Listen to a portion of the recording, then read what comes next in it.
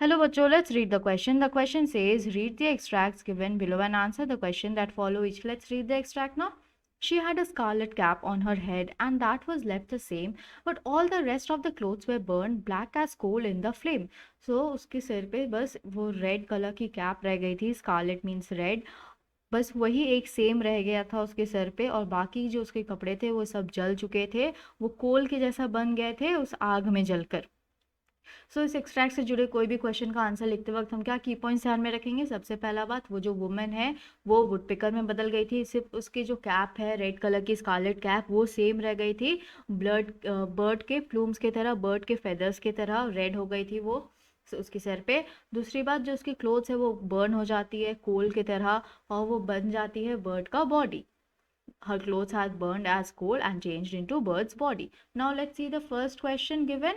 So the first question says, who is she in the first line? What has she turned into? So she कौन है पहले line में, और she किस में बदल गई. So she जो है वो लिटिल वुमन में बदल जाती है, और जो she है वो वुड पेकर बन जाती है ना. जो she है वो रेफर किया जाता है वुमेन को, और जो she है वो वुड पेकर में बदल जा रही है. Let's frame the answer now. she refers to the little woman. she has turned into a woodpecker. Now let's see the next question. What had happened to the scarlet cap on her head? What happened to her clothes? So जो उसके sir पे Scarlett cap था तो उस cap को क्या हुआ, और उसके क्लोथ्स को क्या होता है. जो स्कारलेट कैप था उसके सर पे वो सेम रहता है, जैसे का वैसे ही रह जाता है, लेकिन उसके क्लोथ्स जो है वो जल जाते हैं और वो बदल जाते हैं कोल की तरह, बिल्कुल ब्लैक हो जाते हैं. Let's frame the answer now. The scarlet cap on her head remained the same, but her clothes were burnt and she has turned as black as coal. Then let's see the third answer. What poetic device has been used in the last line of the stanza? So जो poem है उसके जो last stanza के last line है stanza के, उसमें क्या poetic device use किया गया है.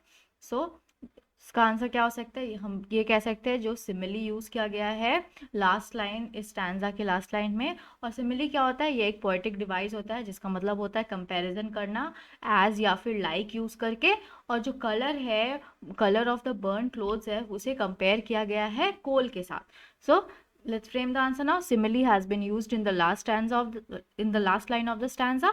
It is a poetic device which means comparison using as or like. The color of the burnt clothes is compared to that of coal. I hope you understood it well. Thank you. Best of luck.